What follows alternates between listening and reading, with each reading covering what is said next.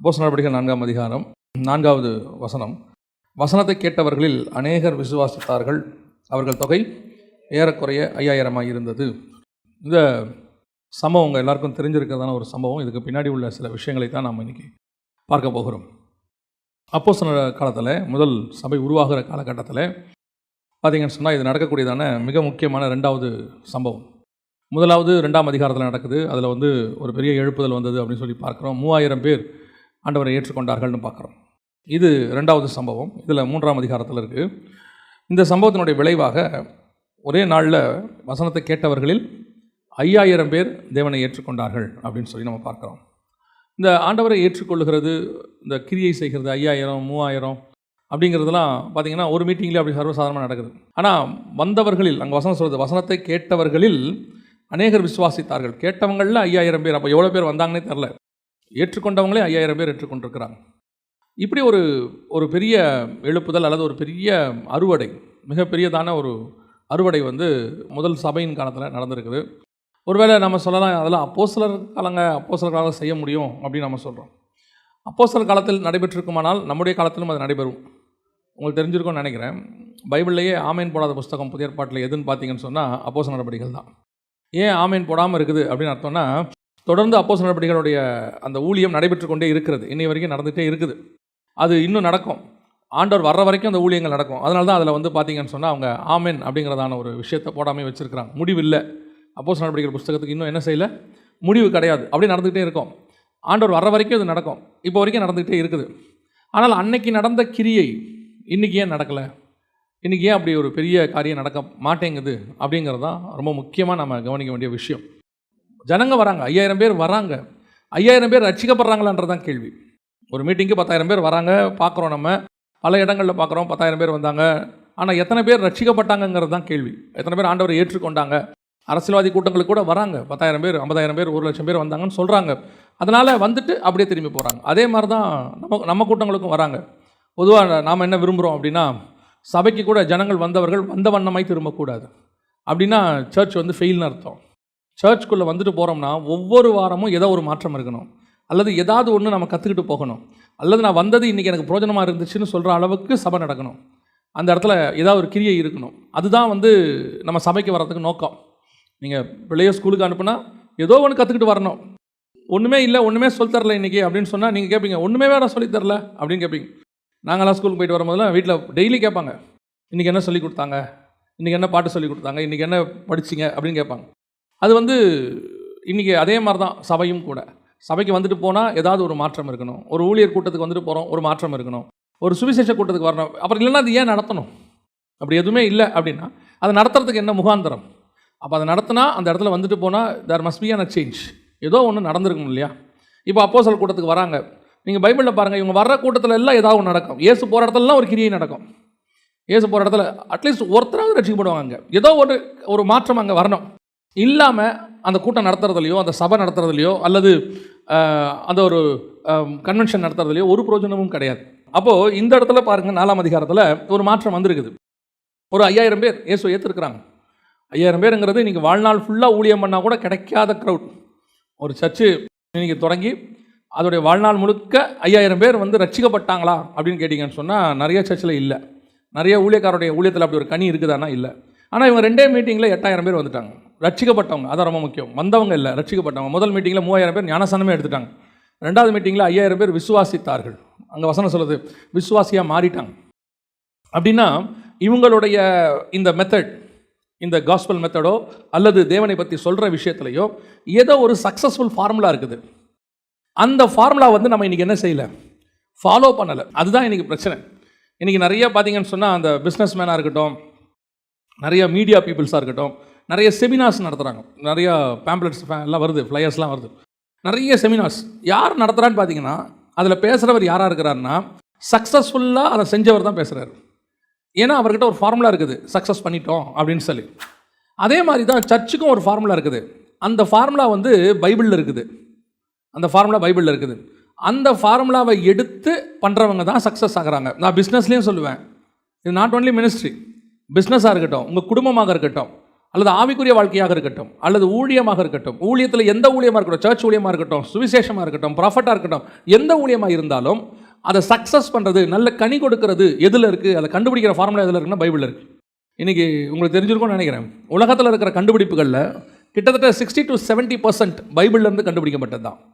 பைபிளை தியானிக்கும் போதோ அல்லது பைபிளை வச்சோதோ அவங்க கண்டுபிடிச்சிருக்கிறாங்க. அந்த கண்டுபிடிப்புகள் எதுக்கு பின்னாடி யார் யாரெல்லாம் கண்டுபிடிச்சாங்கன்னு போய் பார்த்தீங்கன்னா 60 to 70% அவங்க அத்தனை பேருமே பிலீவர்ஸாக இருக்கிறாங்க. எதுக்கு நான் உங்களுக்கு சொல்ல வரேன் அப்படின்னா, இன்றைக்கி நாம் மினிஸ்ட்ரியில் தடுமாறிக்கிட்டு இருக்கிறோம், ஊழியங்கள்லையோ அல்லது சபைகள்லையோ தடுமாறிக்கிட்டு இருக்கிறோம் ஒரு பெரிய அறுவடைக்கு. இவர்கள் அந்த ஃபார்முலா ஒன்று கையாண்டுருக்கிறாங்க. இந்த ஃபார்முலா தான் சக்ஸஸ் ஃபார்முலா. இப்போது கொரியாவில் பார்த்தீங்கன்னா திடீர்னு ஒரு எழுப்புதல் ஒன்று வந்தது.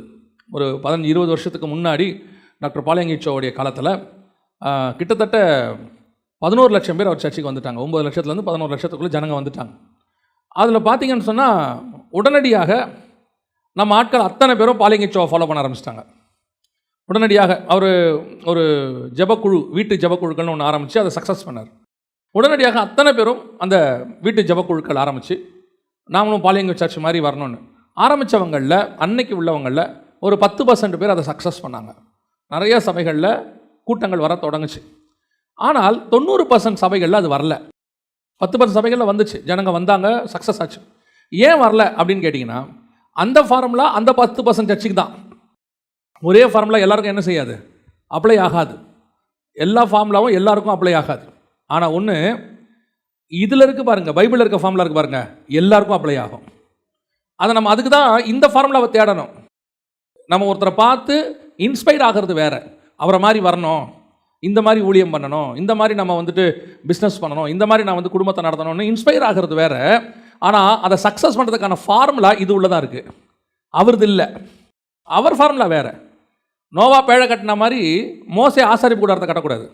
ஆனால் நோவா பேழையும் ஆசாரிப்பு கூடாரமும் ஒரே விஷயத்தை தான் சொல்லுது. விஷயம் ஒன்று தான், சொன்னவர் ஒருத்தர் தான், ஆனால் கற்ற விதம் வேறு. அது சீத்தி மரம், இது கோப்பேறு மரம். அந்த மரம் வேறு, இந்த மரம் வேறு. சொன்னவர் ஒருத்தர் தான். இதுலேயும் 3 அடுக்கு தான் இருக்கும். Ground floor, first floor, second floor தான் இருக்கும். கிரவுண்ட் ஃப்ளோரில் மிருகம் வச்சுருப்பாரு நோவா, ஃபஸ்ட் ஃப்ளோரில் வந்து சாப்பாடு வச்சுருப்பாரு, செகண்ட் ஃப்ளோரில் பார்த்தீங்கன்னு சொன்னால் அவரும் அவர் குடும்பமும் இருப்பாங்க. அதை அப்படியே நீங்கள் வெர்டிக்கல் வியூலையோ ஹரிசாண்டல் வியூலையோ வச்சு பார்த்து வரீங்கன்னா ஆசாரிப்பு கூடாரமாக தான் இருக்கும். முதல்ல பலிபீடம் மிருகங்கள் பண்ணுவாங்க, அடுத்து சமூகத்துக்கு அப்போ இருக்கும், அதுக்கப்புறம் பிரதான ஆசாரியன் உள்ளே போவார். அதே சேம் கான்செப்ட் தான். ஆனால் அவருக்கு ஃபார்முலா வேறு, இவருக்கு ஃபார்முலா வேறு. ஒவ்வொருத்தருக்கும் ஒவ்வொன்று. தானியேலுக்கும் வெளிப்படுத்தல் கொடுக்குறாரு, யோவானுக்கும் வெளிப்படுத்தல் கொடுக்குறாரு. ஆனால் தானியேலுக்கு கொடுக்கப்பட்ட வெளிப்படுத்தலுக்கும் யோவானுக்கு கொடுக்கப்பட்டதுக்கும் விஷயம் வேறு, இடம் வேறு. கொடுக்கப்படுகிற அவனுக்கு அரண்மனையில் வச்சு கொடுக்குறாரு, தானியேலுக்கு அரண்மனையில் வச்சு நல்ல ராஜா சாப்பாடு போட்டு ஆண்டவர் கொடுக்குறாரு வெளிப்பாடு. ஆனால் யோவானுக்கு ஜெயிலில் வச்சு அடிமை சாப்பாடை போட்டு கொடுக்குறாரு. ஆனால் ரெவலேஷன் ஒன்று தான். அப்போ கர்த்தர் ஒவ்வொருத்தருக்கும் ஒவ்வொன்று வச்சிருக்கிறார். ஆனால் ஒரே கர்த்தர் தான். நம்ம எல்லாருமே ஒரு தேவனுக்குள்ள தான் இருக்கிறோம். பட் நாம் செய்கிற விஷயத்துக்கு வழி புதுசாக ஒன்று ஆண்டவர் வச்சிருப்பாரு, அது நமக்கு வச்சிருப்பாரு. அந்த வழி இதில் தான் இருக்கும். திருப்பியும் சொல்கிறேன், நீங்கள் இன்ஸ்பயர் ஆகிறது தப்பே கிடையாது. ஒருத்தரை பார்க்கும்போது ஒரு மோட்டிவேஷன் வருது, இவரை மாதிரி நான் பாடணும், இவரை மாதிரி மியூசிக் வாசிக்கணும், இவரை மாதிரி மினிஸ்ட்ரி பண்ணணும். அந்த இன்ஸ்பிரேஷன் நல்லது. அதுதான் பவுலும் சொல்கிறார், என்னை பாருங்கள், நான் கிறிஸ்துவை பின்பற்றுகிறது போல என்னை பின்பற்றுங்கள். கரெக்ட், என்ன மாதிரி ஃபாலோ பண்ணுங்கள். ஆனால் என் ரூட் வேறு, திமோத்தி ரூட் வேறு. பவுல் ரூட் வேறு, திமோத்தி ரூட் வேறு. திமோத்தி ரூட் வேறு, தீத்து ரூட் வேறு. எல்லாருக்கும் ஒரே ரூட் கிடையாது. 12 அப்போஸ்தலர்கள், 12 பேருக்கும் 12 விதம். பேதுரு வேறு, யோவான் வேறு. ஆனால் 12 பேருக்கும் ஒரே கர்த்தர், ஒரே உபதேசம்.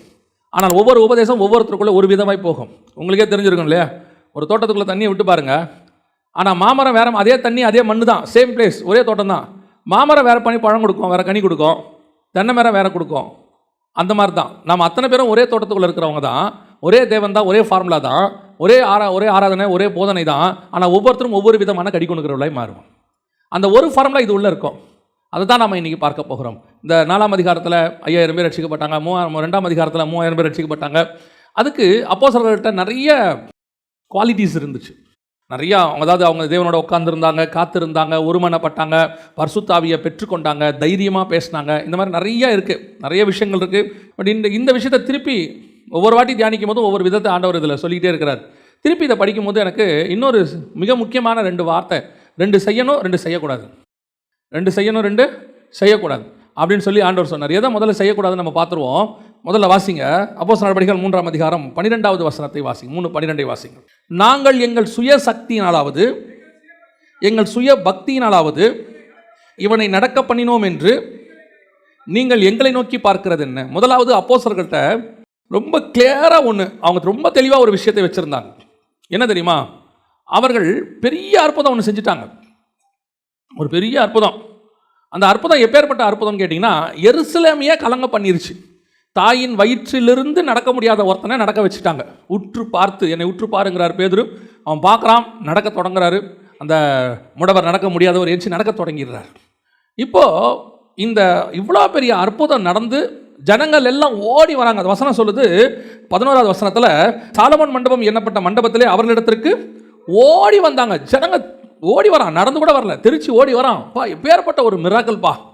இந்த மிராக்கிள் நடந்து நல்லா கவனிங்க, இன்னும் 5000 பேர் ரட்சிக்கப்படலை, இன்னும் 5000 பேர் ரட்சிக்கவே படலை. ஜனங்க ஓடி தான் வராங்க. மிராக்கிள் எப்படியுமே கேட்டிங்கன்னா ஒரு மேக்னெட் மாதிரி, கர்த்தர்கிட்ட இழுக்கிறதுக்கு மிராக்கிள் ஒரு மேக்னெட். அதனால தான் நம்ம எப்போவுமே ஊழியர்கள் கூட்டங்களில் சொல்லுவோம், சபைகளிலே அற்புதங்கள் நடக்கணும். அற்புதம் ரொம்ப முக்கியம். அற்புதங்களினாலும் அடையாளங்களினாலும் வசனத்தை உறுதிப்படுத்தினார். அந்த அற்புதம் தான் இனிஷியேட் எடுக்கிறது, அப்படி ஓடி வர வைக்கிறது. அப்போது முந்தியெல்லாம் பார்த்தீங்கன்னு சொன்னால், இந்த டீசல் இன்ஜினை ஸ்டார்ட் பண்ணுறதுக்கு ஹீட்டர்னு ஒன்று போடுவாங்க. இப்போலாம் அப்படி இல்லை, இன்ஜின் மாறிடுச்சு. சும்மா தட்டினோடனே ஸ்டார்ட் ஆகுது. அப்போல்லாம் ஹீட்டர்னு ஒன்று போட்டு பிடிச்சிக்கிட்டே இருப்பாங்க. ஒரு 1 மினிட்டுக்கு 2 மினிட் 2 நிமிஷம் பிடிச்சிட்டே இருப்பாங்க. அந்த ஹீட் ஆனால் தான் இன்ஜின் என்ன செய்யும்? ஆமாம், ஸ்டார்ட் ஆகும். அப்புறம் ஸ்டார்ட் ஆயிடுச்சுன்னா சொல்லுவாங்க, வண்டி ஸ்டார்ட் ஆயிடுச்சுன்னா நிற்காம ஓடுங்க அப்படிம்பாங்க. ஆனால் அவ்வளோ நிற்காம ஓடுற வண்டியை கூட ஸ்டார்ட் பண்ணுறதுக்கு என்ன தேவைப்படுது? ஒரு இனிஷியல் புல்லு ஒன்று தேவைப்படுது, பார்த்தீங்களா?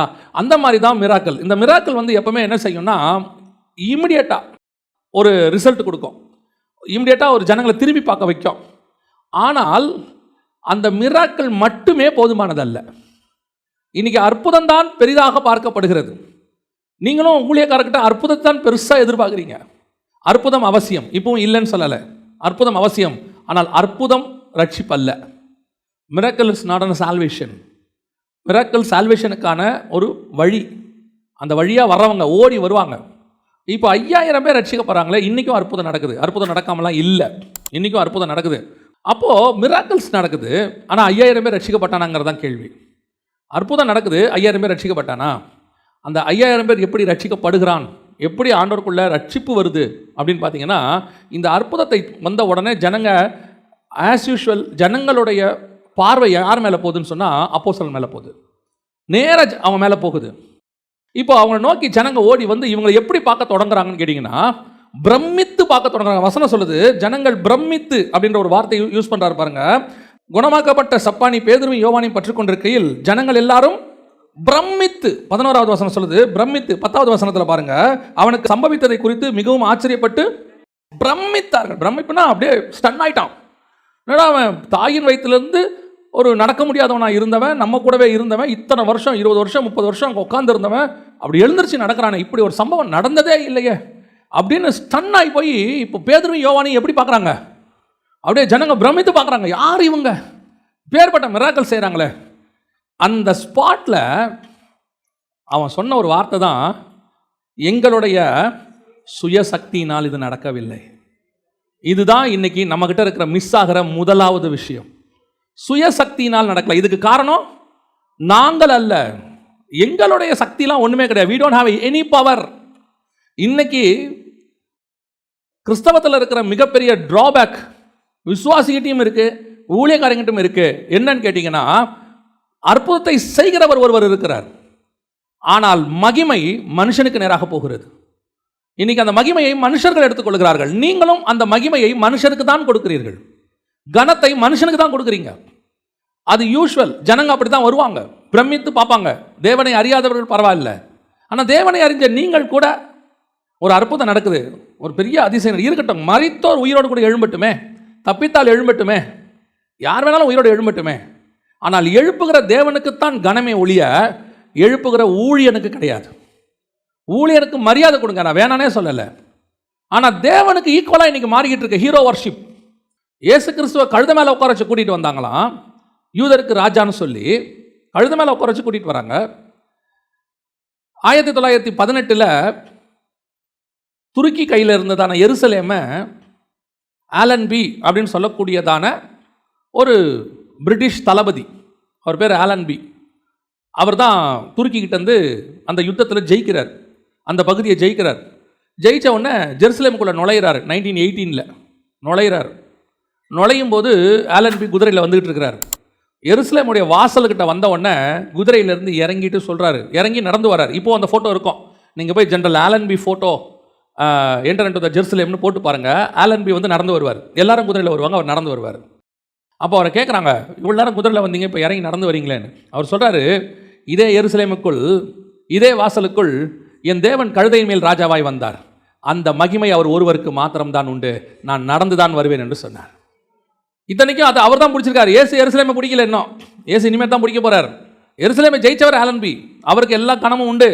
ஆனால் தனக்கு வரக்கூடிய கணத்தை அப்படியே தேவனுக்கு நேராக திருப்புறாரு பாருங்க. இன்னைக்கு ஒன்றும் இல்லை, இயேசுக்கு மேலே போகிறது, அவருக்கு மேலே போய் உக்காந்துக்கிறது, அப்படியே எல்லா மகிமையும் நான் பண்ணேன், ஏன் கூட்டத்தில் நடந்துச்சு, நான் பிரசங்கம் பண்ணுறதுனால ரட்சிக்கப்பட்ட கூட்டம், இது ஏன் விசுவாசி, அது எப்படி ஏன் விசுவாசி ஆகும்? ஏன் விசுவாசின்னு ஒன்று கிடையவே கிடையாது. எல்லா துதி கன மகிமையும் தேவனாகிய கர்த்தர் ஒருவருக்கு மாத்திரமே. இன்னைக்கு சுயசக்தினால பண்ணுறோன்னு நினச்சிக்கிறாங்க. நான் சபையை வளர்த்தேன், நான் ஊழியத்தை வளர்த்தேன். இதில் யாராலையும் எதுவும் இங்கே வளரல, யாரும் வளர்க்கவும் முடியாது. ஒன்றுமில்லாத நம்மளை கர்த்தர் இன்னைய வரைக்கும் சஸ்டைன் பண்ண வச்சிருக்கிறாருன்னா கர்த்தருடைய கிருபை மட்டும்தான் நடத்துகிறது. எவ்வளோ கஷ்டப்பட்டிருப்பேன் தெரியுமா, எவ்வளோ உழைச்சிருப்பேன் தெரியுமா. இங்கே யார் உழைக்காமல் இருக்கிறாங்க, யார் கஷ்டப்படாமல் இருக்காங்க? எத்தனையோ பேர் கஷ்டப்பட்டு உழைச்சும் வராத ஆசீர்வாதத்தை கர்த்தர் உங்களுக்கும் எனக்கும் கொடுத்துருக்கிறாருன்னா அது கர்த்தரால் வந்தது. யோசித்து பாருங்க, சிங்கத்தோட சண்டை போடுறான், கரடியோட சண்டை போடுறான், கோலியாத்தோட சண்டை போடுறான், சவுலோட சண்டை போடுறான், எல்லாத்தையும் சண்டை போட்டு ஜெயிச்சு ஓடி ஓடி ஓடி வனாந்தரத்துக்கு ஓடி சவுலுக்கு பயந்து அவ்வளோ உயிரை பணைய வச்சு ஒரு நாள் ராஜாவை வந்து உட்கார்றான். அவன் சொல்கிறான், ஆடுகளுக்கு பின்னால் அலைந்து கொண்டிருந்த என்னை இஸ்ரவேலுக்கு தேவன் ராஜாவாக்கினார். அவன் சொல்லலை, எவ்வளோ கஷ்டப்பட்டு இந்த இடத்துக்கு வந்திருக்கிறேன் தெரியுமா, எத்தனை சிங்கத்தை ஜெயிச்சிருக்கேன், எத்தனை கரடியை ஜெயிச்சிருக்கிறேன். தாவீது சொல்லாமா இல்லையா? தாவீது சொல்லலாம் இல்லை, 15 வயசுலேருந்து நான் கஷ்டப்பட்டுக்கிட்டே இருக்கிறேன். சிங்கத்தோட சண்டை போட்டு எங்கள் அப்பா என்னை ஆடு மேய்க்க விட்டுருவார், ஆடு மேய்ச்சி சிங்கத்தோட சண்டை போட்டு, கரடியோட சண்டை போட்டு, கோலியாத்தோட சண்டை போட்டு, சவுலோட சண்டை போட்டு, இப்படியே சண்டை போட்டு போட்டு போட்டு எவ்வளோ கஷ்டப்பட்டு இந்த இடத்துக்கு வந்திருக்கிறேன் அப்படின்னு அவன் ஒரு நாள் கூட சொன்னதே கிடையாது. அவன் திருப்பி திருப்பி சொல்லுவான், கர்த்தர் என்னை ராஜாவாக்கினார், கர்த்தர் என்னை ராஜாவாக்கினார். ஒன்று தெரிஞ்சுக்கொள்ளுங்க, நாம் படுற கஷ்டத்தை விட பல மடங்கு கஷ்டப்பட்டு பலனை கிடைக்காமல் போனவர்கள் எத்தனையோ பேர் இருக்கிறார்கள். எத்தனையோ பேருக்கு அது கிடைக்காம போயிருச்சு. ஆனால் உங்களையும் என்னையும் கர்த்தர் ஆசீர்வதித்து கொண்டு உட்கார வச்சிருக்கிறார். நாம் இந்த இடத்துல வந்து உட்காந்துருப்பது கர்த்தருடைய சுத்த கிருபை. சுத்த கிருபைனா முழு கிருபைன்னு அர்த்தம், ஃபுல் கிரேஸ். அதை தாண்டி சுயசக்தின்லாம் இங்கே ஒன்றும் கிடையாது. பேதுரு சொல்லியிருக்கலாம் இல்லை, எப்படி பேதுரு நடந்தது? 3.5 வருஷம் இயேசுகிட்ட உட்காந்து படித்தேங்க, வீட்டுக்கு கூட போக மாட்டேன், டே நைட்டாக படித்து. எவ்வளோ கேட்குறீங்க? கடலில் அவர் கூட போய் உயிரை பணைய வச்சு பிரயாணம் பண்ணி ஒரு நாள் சாக போயிட்டேன் நான். அவ்வளோ கஷ்டப்பட்டு வந்து தான் இந்த கிஃப்ட் எனக்கு கிடச்சிது. சொல்லாமா இல்லையா? ஒரே வார்த்தை சொன்னான், என்னுடைய சக்தியெல்லாம் ஒன்றுமே இல்லைங்க. இந்த வார்த்தை கடைசி வரைக்கும் நமக்குள்ளே இருக்கணும், இது நமக்குள்ளே இருக்கணும். உங்களை சோதிக்கிறதுக்குன்னே பிசாசு கொஞ்சம் பேரை அனுப்பி விடுவான். ஐயா சூப்பர்யா, உங்களை மாதிரி ஒருத்தரை பார்த்ததே இல்லையா. உங்களுக்கு புரியுதா? சொல்கிறவங்க வந்து தப்பாக சொல்லலை, அவங்க நல்லது தான் சொல்கிறாங்க. நம்ம காது இருக்குது பாருங்க, இது மோசமான காது. நன்மை தீமை அறியத்தக்க கனி அங்கே தான் இருக்கும், நம்ம தான் அவாய்ட் பண்ணிக்கணும். அது வருதா, பார்வைக்கு இன்பமாக தோணுதா, அந்த பக்கமே பார்க்க கூடாது. எதுக்கு வம்பு? நம்ம எங்கே போவோம்? தோட்டத்துக்கு வேறு பக்கமாக போவோம், இல்லை வா ஏவாள், ஏன் இந்த பக்கம் இருந்தால் தானே நன்மை தீமை அறியத்தக்க கனியை சாப்பிட வேண்டியிருக்கோம். நம்ம வேறு பக்கமாக போயிடுவோம். ஏங்க அந்த பழம் பார்க்கறதுக்கு நல்லா இருக்குது, அதனால தான் சொல்கிறேன் வேணாவா. அதே தான் சொல்கிறேன். சில ஆட்கள் சொல்வார்கள், அவங்க நன்மைக்கு தான் சொல்லுவாங்க. சிலர் வந்து சாட்சிக்கு சொல்லுவாங்க, இந்த மாதிரி ஆண்டவர் வந்து எங்களை ரட்சித்தாரு, உங்கள் ஊழியத்தின் மூலமாக நாங்கள் பலன் அடைஞ்சோம், சோத்திரம் பிரைஸ் லார்ட், எல்லா துதி கண்ட மகிமையும் அவர் ஒருவருக்கே. முதலாவது ஒன்றை நாம் புரிந்து கொள்ள வேண்டும், என்னுடைய சுயசக்தியினால் ஒன்றும் இல்லை, எங்கிட்ட அந்த பலன் இல்லை. சில நேரங்களில் நம்மளால் நமக்கே சுகம் கொடுக்க முடியாது, தெரியுமா உங்களுக்கு? நமக்கே வியாதியில் என்ன ஆகாது, சுகம் கொடுக்க முடியாது. நம்ம சக்தினால் ஒன்றுமே என்ன செய்ய முடியாது, செய்ய முடியாது. இப்போ யாராவது சொன்ன உடனே ஒரே நாளில் உடம்பு குறைக்க முடியுதா? கர்த்தர் சொல்வார், நான் பார்த்துக்கிறேன் உன் உடம்பை. ஆண்டவர் சொல்வார் ஒரு நாள், இதை இதை செய்யு, இதை இது பண்ணாத அப்படின்னு சொல்லுவார். அதை நம்ம கேட்டுட்டோம்னா டாக்டர் சொல்லி கேட்க வேண்டி வராது. ஆண்டவர் சொல்லும் போதே கேட்டுறணும், இதை இதை செய்யணும் உணர்த்துவார். நம்ம ஆண்டவர் மாதிரி உணர்த்துற தேவன் வேறு யாருமே கிடையாது. ஆனால் அவர் உணர்த்தும் போது நம்ம கேட்க மாட்டோம், இதை நிறுத்து, இதை சொல், அப்படி கேட்க மாட்டோம். அப்புறம் ஏதோ ஒரு சிம்டம் வந்து டாக்டர் பண்ணணும், டாக்டர் சொல்வார், அதுக்கு 2 மாத்திரை கொடுப்பாரு, அவருக்கு 500 ரூபா கொடுக்கணும். அப்புறம் நம்ம அதை கரெக்டாக கேட்போம் தெரியுமா உங்களுக்கு? ஏதோ ஒருத்தர் பார்க்கும்போது இந்த சுகர்லாம் கொஞ்சம் குறைச்சிக்கங்கன்னா கேட்க மாட்டோம். நம்ம உடம்பே நம்ம கண்ட்ரோலில் நம்மளால் வைக்க முடியலையே, எப்படி இன்னொருத்தனை ரட்சிப்புக்குள்ளே நடத்துறது? ஒன்று நல்லா ஒரு மனசுக்கு வச்சுக்கணும், என் சுயசக்தினால் இந்த பூமியில் எதையும் என்னால் செய்ய முடியாது. நான் ஒழுங்காக சாப்பிட்டு ஒழுங்காக இருக்கணும்னா கூட எனக்கு தேவ பலன் தேவைப்படுது. ஒரு விஷயத்தை நாம் செய்யணும்னா அந்த செய்ய வைக்கிறதுக்கான மன தைரியத்தை கொடுக்கறதே கர்த்தர் தான். அவர் நமக்கு அந்த செய்ய வைக்கக்கூடியதான பலன் கொடுத்தா மட்டும்தான் நம்மளால் அதை செய்ய முடியும். எவ்வளோ பாவத்தை நம்மளால் விடணும்னு நினைக்கிறோம், நம்மளால் விட முடியுதா? இது நமக்கே உணர்றோம்ல, ஐயோ இதெல்லாம் நம்ம செஞ்சிடக்கூடாது, செஞ்சுட்டு ஃபீல் பண்ணுறோம். ஏன் நம்மளால் அதை திருப்பி திருப்பி செய்கிறோம் தெரியுமா? அதை செய்யாமல் இருக்கக்கூடிய சுய பலன் என்னிடத்துல இல்லை. அது பலகீனம் என்னை மேற்கொள்கிறது. அந்த பலகீனத்தை மேற்கொள்ளக்கூடிய பலன் கூட தேவன் தான் எனக்கு தரணும். எனக்கு விருப்பம் இருக்குது செய்யக்கூடாதுன்னு, ஆனால் செய்யாமல் இருக்க முடியல. அப்போ நான் விரும்புறதையே என்னால் செய்ய முடியல, அதுக்கே எனக்கு தேவ பலன் தேவைப்படுதுன்னா, தாயின் வயிற்றிலிருந்து சப்பானியாய் பிறந்த ஒருத்தனை நடக்க வைக்கிறது தேவன் கரத்தில் மட்டும்தான் இருக்கிறது. என் சுய சக்தியினால் ஒன்றும் இல்லை. இந்த தாட் வந்துடணும். எப்போ வரணும் தெரியுமா? உன்னை உயர்த்த உயர்த்த உயர்த்த உயர்த்த போகும்போது இதை நிறையா சொல்லணும். நீங்கள் ஆடு மேய்க்கும் போது என் சுயபலத்தில் ஆடு மேய்க்கலன்னு சொல்கிறது வேற. ராஜாவாக இருக்கும் போது சொல்லணும், நான் கர்த்தரால் ராஜாவானேன், என் சுயபலத்தில் ராஜாவாகவில்லை. இந்த சுய சக்தி இருக்குது பார்த்தீங்களா, தாட், இது மிகப்பெரிய டேஞ்சரஸ். என்னது, நான் செஞ்சது, என்னுடையது, நான் இல்லாட்டி நான் இல்லாமல் முடியுமா அப்படின்னு கர்த்தர் சொல்வார். நீ இல்லாமல் நான் செஞ்சு காட்டுறேனா இல்லையான்னு பார். சில சொல்லுவாங்க, நான் இல்லாட்டி இது முடியாது, அது நான் தான், என்னை வச்சு தான் அப்படின்னு ஆண்டவர் சொல்வார். நீ அங்கேயே இரு, நீயே இல்லாமல் அது நடக்குது பாரும்பார் ஆண்டவர். அப்படி சொல்லி கர்த்தர் ஒரு சிலருக்கு செஞ்சதை நான் பார்த்துருக்குறேன். நான் இல்லாமல் இது நடக்கவே நடக்காதுங்க, அதனால தான் நான் அங்கே இருக்கணும், இல்லைன்னா அது கஷ்டம் அப்படிம்பாங்க. கர்த்தர் வேணுன்ட்டு அவங்க இல்லாமல் அந்த இடத்த செஞ்சு காட்டுவார், செஞ்சு நிரூபித்து காட்டுவார். நீ இல்லை, நான் தான். ஆண்டவர் சொல்வார், நான் இருந்தால் எவரை கொண்டும் நான் செய்வேன். நான் உன்னை வச்சு செய்கிறேன்னா அது உன்னுக்கு நான் வச்ச கிருபை. உன்னை யூஸ் பண்ணுறது தேவன், அந்த கிருபை நமக்கு தோணணும். அல்லேலூயா. சுயசக்தினால் அல்ல. ரெண்டாவது அவன் சொல்கிற வார்த்தையை பாருங்க, எங்கள் சுய பக்தினால். இது அதை விட டேஞ்சர். கொஞ்சம் ஜெபம் பண்ணிட்டோன்னு வச்சுங்களேன், கொஞ்சம் ஜெபம் பண்ணிட்டோம், பைபிள் வாசித்துட்டோம், அவங்க ஸ்பிரிச்சுவாலிட்டியோட உச்சத்துக்கு பேசுவாங்க. பார்த்துருக்கீங்களா? எங்கிட்டே வா, எனக்கே வா, எங்கிட்டே பைபிளா அப்படிம்பாங்க. ஏன்? நம்மளுடைய பக்தின்னு ஒன்று இருக்குல்ல, சுய பக்தி அப்படின்னு ஒன்று இருக்குல்ல, இதுக்கும் உங்கள் மூலமாக நடக்கிற கிரியைக்கும் எந்த சம்பந்தமும் இல்லை. புரியுதா? இப்போ நீங்கள் அப்படியே இந்த லெவலுக்கு போயிடாதீங்க, அப்போ ஜெபம் பண்ண வேண்டாம் போல. அப்போ இந்த வசனத்தை பார்க்கும்போது அவங்க சொல்கிறது உங்களுக்கு கரெக்ட் மாதிரி தோணும். அப்படி தானே சொல்லுது இந்த வசனம்? என்ன சொல்லுது? எங்கள் சுயபக்தினாலாவது அல்ல.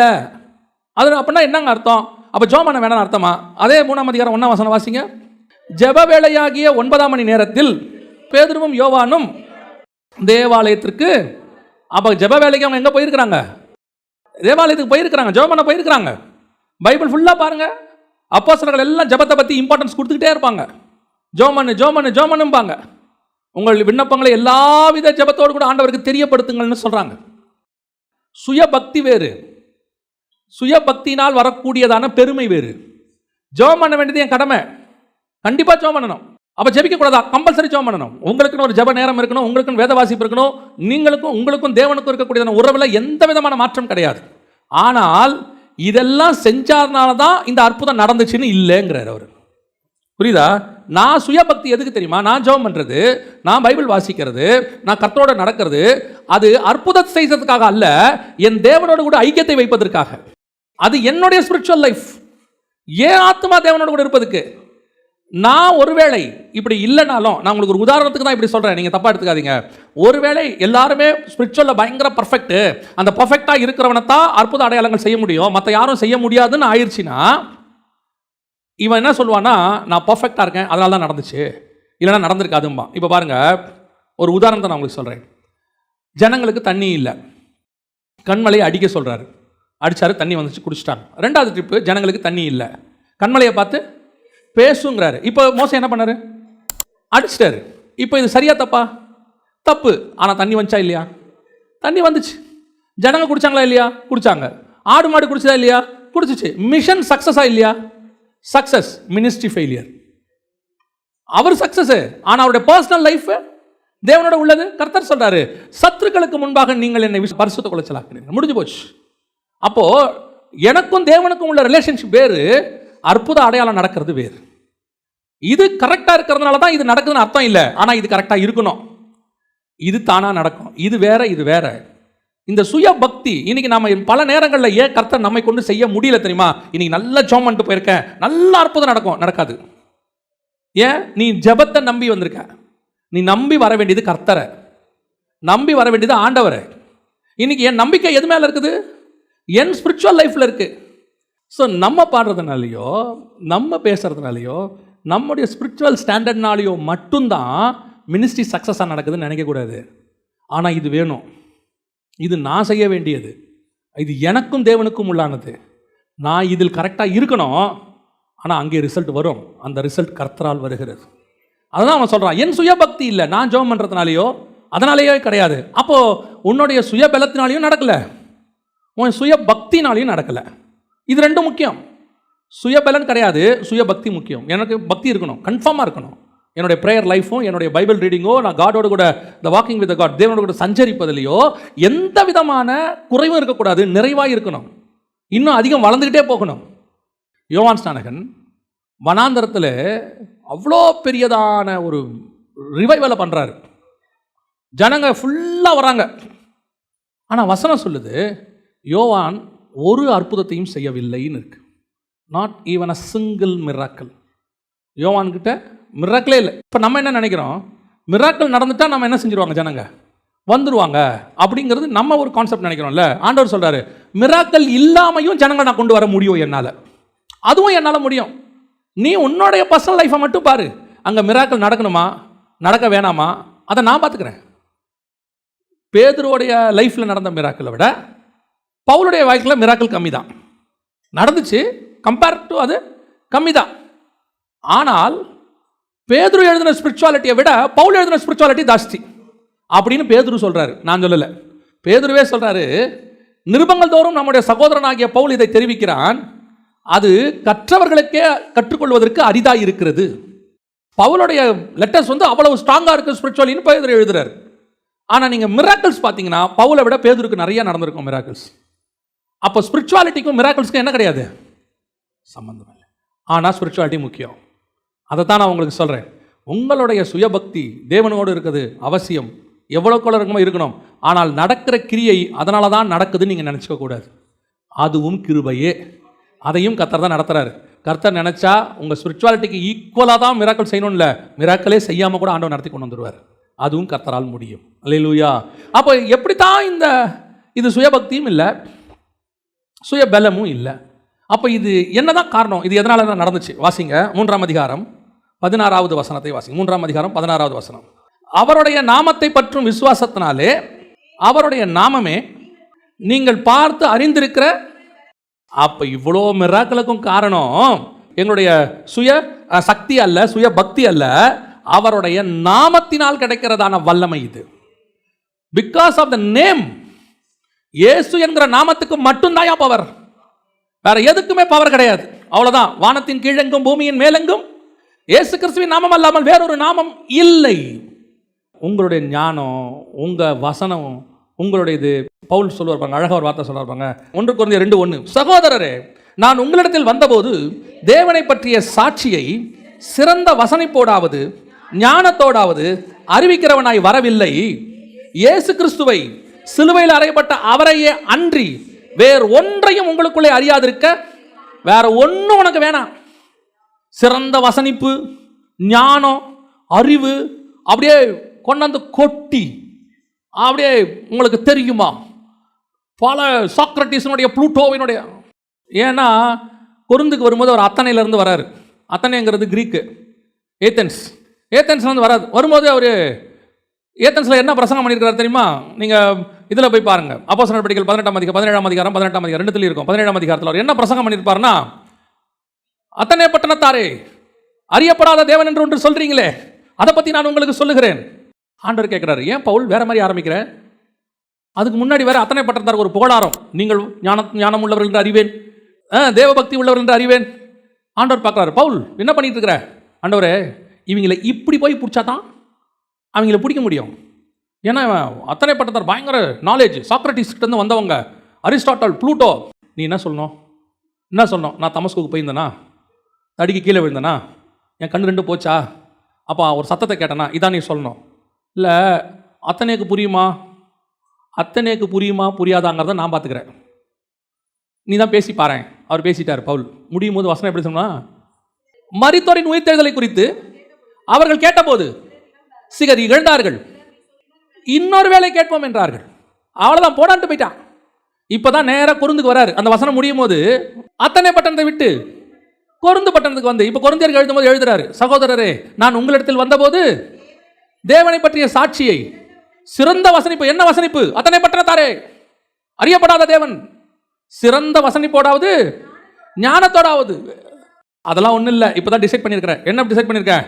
இயேசு கிறிஸ்துவை சிலுவையில் அறிந்த அவரையே அன்றி வேறொன்றையும் குறித்து உங்களுக்குள் அறியாது இருக்க தீர்மானித்திருந்தேன். வேற ஒன்றும் உனக்கு தேவையில்லை.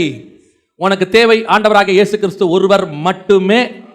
உனக்கு வேற எதையும் நான் சொல்ல விரும்பல. இல்லைங்க, இயேசு கிறிஸ்துவை டைரக்டா சொன்னா கேட்க மாட்டான். எப்படி சொல்லலாம்? இன்டைரக்டா சொல்லுவோம். இன்டைரக்டா எப்படி சொல்லுவோம்?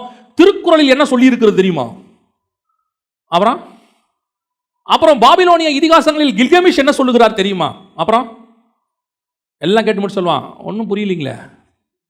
இல்லை, இயேசு கிறிஸ்து ரட்சகர், இதை நீங்கள் நேரடியாக சொல்லியிருக்கலாமே. இது எதுக்கு நீங்கள் இப்படி சுற்றி வளச்சிங்க? இயேசு மெய்யான தேவன், ஆமாம், ஓகே, ஏற்றுக்கொள்கிறேன். அடப்பாவி, 1.5 மணி நேரமாக கில்கமிஷையும் சாக்ரட்டிஸையும் ப்ளூட்டோவையும் எல்லாத்தையும் உங்ககிட்ட கொட்டினா ஒன்றும் புரியலன்ட்டான். கடைசியாக அவன் ஒரே ஒரு பாட்டு, வருவாய் தருண், அவன் ஒப்பு கொடுத்துட்டான். என்னடா 1.5 மணி நேரம் பிரசங்கம் பண்ணியிருக்கோம், இப்படி ஏற்ற இறக்கத்தோட இன்னும் முடியாதுன்ட்ட, என்ன ஒரே பாட்டில் ஒப்பு கொடுத்துட்ட? ஆண்டவர் சொன்னார், அவனை எங்கே ஒப்பு கொடுத்தான்? நீ தான் தேவையில்லாமல் 1.5 மணி நேரம் கத்தி நின்றுப்பேன். 10 நிமிஷத்தில் என் பேரை சொல்லியிருந்தா அவன் அப்பயே ரட்சிக்கப்பட்டிருப்பான். இயேசு கிறிஸ்து என்கிற நாமத்திற்கு அப்படிப்பட்டதான ஒரு வல்லமை உண்டு. வானத்தின் கீழங்கும் எல்லாம் முடங்குதுன்னா எதிரில் உட்காந்துருக்க ஆத்மா எம்மாத்திரம்? அது எம்மாத்திரம்? அந்த ஆத்மாவுக்குரிய ஆத்மா மணவாளன் பேரை கேட்டாலே அந்த ஆத்மாவுக்கு சந்தோஷம் வந்துடும் இல்லையா? ஒருத்தருக்கு ஃபிக்ஸ் பண்ணிட்டோம், அந்த அம்மா வீட்டில் உட்காந்துருக்கு, அவர் பேரை சொல்லி அவர் வராருன்னு சொன்ன உடனே அந்த அம்மாக்குள்ள ஆட்டோமேட்டிக்காக ஒரு சந்தோஷம் வந்துடும்ல, அப்படியே ஒரு உள்ளுக்குள்ள ஒரு சந்தோஷம் வந்துடும்ல, உடனே ஓடி வந்து ஜன்னலை எட்டி பார்க்கும்ல, வந்துட்டாராமே அப்படின்னு. அதே தான் இந்த ஆத்மாவுடைய மணவாளன். இந்த ஆத்மா எல்லாருக்கும் தேடுது, 800 கோடி மக்களுக்கும் தேடுது. அந்த ஆத்மாவுக்குரிய ஒரே மணவாளன் ஆத்மா மணவாளன் அவர் இயேசு கிறிஸ்து ஒருத்தர் தான். அந்த பேரை சொன்னா அவன் ஆத்மா தானா களி கூறும், அது திறக்கும். அவர் எவனை திறக்க வச்சிருக்காரோ அது திறக்கும். நீ சொல்ல வேண்டியது இயேசு கிறிஸ்து என்கிறதான நாமத்தை தைரியமா சொல்லணும். புதுசு புதுசெல்லாம் யோசிக்காதீங்க. நான் தான் சொல்லுவேன், புதுசு புதுசெல்லாம் யோசிக்காதீங்க, எதையும் யோசிக்காதீங்க. டைரெக்டாக இயேசுவை சொல்லுங்க. இயேசு கிறிஸ்து உன் பாவங்களுக்காக மரித்தார், உன் பாவங்களை மன்னிக்கிறார், அவர் மீண்டும் உயிரோடு கூட எழுந்தார், அவர் திரும்பி வரப்போகிறார். 4 நாள் தான். இதை சொல்லி பாருங்க. போஸ்டரில் இயேசு பேரை போடுங்க, இயேசு கூப்பிடுறாருன்னே போடுங்க, ஒரு தப்பும் கிடையாது. இயேசு சுகமளிக்கிறார்னு போடுங்க. இப்பவும் சொல்கிறேன், ஊழியக்காரனுடைய போஸ்டரை விட, ஊழியக்காரனுக்கு இருக்கிற வரத்தை விட, ஊழியக்காரனுடைய பெயரை விட இயேசு கிறிஸ்து என்கிற பெயருக்கு மட்டும்தான் வல்லமை ஜாஸ்தி. அதுதான் மகத்துவமானது, அதுதான் இம்பார்ட்டன்ஸ். நீங்கள் இயேசு பேரை போஸ்டரில் போட்டுருங்களேன், மீட்டிங் முடிஞ்சால் கூட அந்த வழியாக போகிறவனோட அந்த பேர் பேசும். மீட்டிங் முடிஞ்சிடும், அந்த வழியாக எவனோ ஒருத்தன் போயிட்டு இருக்கிறான், டாக்டர் சொல்லி அனுப்பிச்சிருப்பாரு, அதுக்குன்னே ஆண்டவர் டாக்டரை வச்சிருப்பாரு. இதுக்கு மேலே நம்ம கையில் ஒன்றும் இல்லை, எல்லாம் அவர் கையில். சர்ச் அந்த ஹாஸ்பிட்டலோட வெளியே வருவான், எதிரில் ஒரு போஸ்டர் இருக்கும், இயேசு சுகமளிக்கிறார். அவன் விசுவாசத்தை அங்கே ஆண்டவர் தூண்டிடுவார், அங்கே ரட்சிப்பு நடந்துடும். இயேசுங்கிற நாமத்துக்கு தான் வல்லமை. அல்லேலூயா. போடுங்க இயேசுநாதர் பேரை பெருசா. இயேசு கிறிஸ்து உன்னை அழைக்கிறான்னு போடு, இயேசு உன்னை சுகமளிக்கிறான்னு போடு, அந்த மீட்டிங்கு வாங்க சுகமாகுதுன்னு போடுங்க, இயேசு திரும்ப வரப்போகிறார்னு போட்டு ஒரு போஸ்டர் போடுங்க. மீட்டிங் முடிஞ்சிடும், போஸ்டர் பேசிக்கிட்டே இருக்கும். இன்னும் ஒரு காரியத்தை அவர்கள் செய்தார்கள், நான் சொல்லிவிட்டு முடிக்கிறேன், கவனிங்கள். அப்போஸ்தலர் நடவடிக்கைகள் 3ஆம் அதிகாரம் 16வது வசனம். ஃபர்ஸ்ட் அவருடைய நாமமே இவனை என்ன பண்ணுச்சு? பலப்படுத்தினது. அடுத்து, அவரால் உண்டாகிய விசுவாசமே உங்கள் எல்லாருக்கும் முன்பாக இந்த சர்வாங்க சுகத்தை இவனுக்கு கொடுத்தது. சுகத்தை கொடுத்தது என்னன்னு டைரக்டா இருக்கு. ஃபர்ஸ்ட் நாமம், ரெண்டாவது அவரால் உண்டான விசுவாசம். அவரால் உண்டான விசுவாசம், விசுவாசத்தை துவக்கிறவரும் முடிக்கிறவரும். விசுவாசம் கூட எந்த இல்லைங்க, விசுவாசம் கூட எந்த இல்லை, விசுவாசத்தை கொடுத்ததே அவர் தான். அப்புறம் இதுல எங்க என் வேலை வந்துச்சு சொல்லுங்க? இதுல எங்க கணத்தை நான் எடுத்துக்கிறது? சுகமானதுக்கு 2 தான் காரணம். ஒன்று அவர் நாமம், இன்னொன்று விசுவாசம். விசுவாசம் அவர் கொடுத்தது, நாமம் அவருது. நான் யாரு? இதுல நான் எங்க புகழை எடுத்துக்கிறது, எங்க மேன்மையை எடுத்துக்கிறது? என் சுயபக்தியும் இல்லை, என்னுடைய சுய சக்தியும் இல்லை, எந்த ஒன்றும் இல்லை. சுகமான காரணத்துக்கு காரணம் அவரது 2 ஒன்று அவர் நாமம், இன்னொரு அவருடைய விசுவாசம், அதுவும் அவர் கொடுத்த விசுவாசம். இதில் நான் எங்கே வந்தேன்? எனக்கு என்ன மேன்மை இருக்கு? என்னையா தூக்கி வச்சு கொண்டாடணும்? என்னை தூக்கி வச்சு கொண்டாடுற அளவுக்கு ஜனங்க ஓடி வர வரைக்கும் செஞ்சதும் அவர் தான். இவ்வளோத்தையும் அவர் செஞ்சுட்டாரு. ஜனங்க யாரை பார்க்குறாங்க? பேதுருவையும் யோவானையும் பார்க்குறாங்க, ஊழியக்காரனை பார்க்குறாங்க, ஓடி வராங்க, ஐயா பிரமித்து நிற்கிறாங்க. அவன் சொல்லிட்டான், இல்லை இல்லை இல்லை நம்ம இல்லை நம்ம இல்லை நம்ம இல்லை, நீங்கள் தப்பா ஆளை பார்க்குறீங்க. அப்புறம் நீங்கள் தான், நாங்களே இல்லை, எங்களுக்கு மேலே ஒருத்தர் இருக்கிறார், அவருடைய நாமமும் அவருடைய விசுவாசமும் இவனுக்கு சுகத்தை கொடுத்தது. அப்படியா? யார் அது? அதுதான் ஆண்டவராகிய இயேசு கிறிஸ்து. இதுதான் காஸ்பல். முடிஞ்சிச்சு. 5000 பேர் ரட்சிக்கப்பட்டான். 5000 பேர் ரட்சிக்கப்பட்டான். இந்த மெத்தடு தான் இன்னைக்கு தேவையான மெத்தட். இன்னைக்கு 5000 பேர் ரட்சிக்கப்பட முடியும். அன்னைக்கு யோசிச்சு பாருங்க, இன்னைக்கு இருந்ததை விட அன்னைக்கு மக்கள் தொகை கம்மி. எருசலேமுக்குள்ள எத்தனை பேர் இருந்திருப்பான்? ஒரு கமெண்ட்ரியில் எழுதியிருக்கிறாங்க, பஸ்கா பலி செலுத்துறதுக்கு எருசலேமுக்குள்ள ஜனங்க வந்தாங்கன்னா, டோட்டலாக ஜனங்க வந்தாங்கன்னா 20000 பேர் வரலாம். பஸ்கா பலி செலுத்துறது, எல்லாரும் பஸ்காக்கு பலி செலுத்த வருவாங்கல்ல, அப்படி வந்தாங்கன்னா 20000 பேர் இருக்கலாம் உள்ளுக்குள்ள. அவ்வளோதான் இருக்க முடியும் அன்னைக்கு. 20000 பேர் பஸ்கா பலிக்கு. இது பஸ்கா பலி செலுத்துற நாளும் கிடையாது, நார்மல் நாள். ஒரு 10000 பேர், சரி 20000 பேரை வச்சுக்கோங்க. 20000 பேர் இருந்த இடத்துல 5000 பேர் ரட்சிக்கப்பட்டான். இன்னைக்கு 8 கோடி பேர் இருக்கிற தமிழ்நாடு, எத்தனை பேர் ரட்சிக்கப்படுவான்? அப்போ ஏன் ரட்சிக்கப்படலை? நாமத்தில் பிரச்சனையா? அந்த நாமத்தில் இன்னும் பிரச்சனையே கிடையாது. வானத்தின் கீழெங்கும் பூமியின் மேலெங்கும் அந்த நாமத்துக்கு இன்னை வரைக்கும் பவர் இருக்கு. சரி, அப்போ விசுவாசத்தில் பிரச்சனையா? விசுவாசம் அவருது. அப்போ எது பிரச்சனை?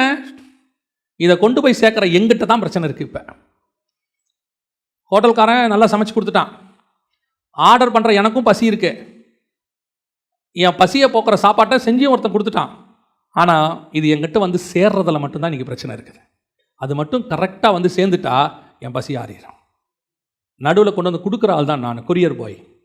இன்றைக்கி கொரியர் பாய் என்ன பண்ணுறேன்னா, சமைச்சு கொடுக்குறாங்க இல்லையா ஹோட்டலில், அதை அப்படியே எடுத்துகிட்டு போய் நல்ல ஒரு ஆலமரமாக பார்த்து நிழலில் உட்காந்து பிரித்து நல்ல பீஸெல்லாம் எடுத்து சாப்பிட்டுட்டு அப்படியே திருப்பி மடித்து கொண்டு வந்து டெலிவரி பண்ணுறேன். வாங்குறவன் பார்க்குறான், என்னங்க இதில் ஒரே பீஸே இல்லை, கொடுத்தாங்க அப்படி தான் கொடுத்தாங்க, நான் என்ன பண்ண முடியும்? இப்போ இவன் பசி உள்ளவன் யாரை திட்டிகிட்டு இருக்கிறான்? ஹோட்டல்காரனை திட்டிகிட்டு இருக்கிறான். ஹோட்டல்காரன் கரெக்டாக தான் கொடுக்குறாரு, அவர் கொடுக்குறவர் விசுவாசத்தை கரெக்டாக தான் கொடுக்குறாரு.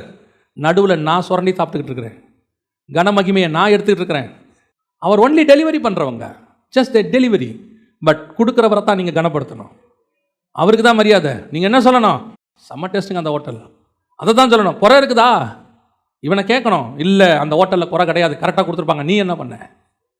இப்பவும் சொல்கிறேன், தேவனுடைய நாமத்திற்கும் அவர் கொடுத்துருக்கிற விசுவாசத்திற்கும் என்றைக்கும் குறை வந்ததே கிடையாது. அதை கொண்டு வந்து சேர்க்கிறவங்ககிட்ட தான் பிரச்சனை இருக்குது. உங்களுக்கு சொல்கிற வார்த்தை, அந்த கொண்டு வந்து சேர்க்கிறவனை பார்த்து பிரமிக்காதீங்க, அதை கொடுத்தவரை பார்த்து பிரமிங்க. அல்லேலூயா.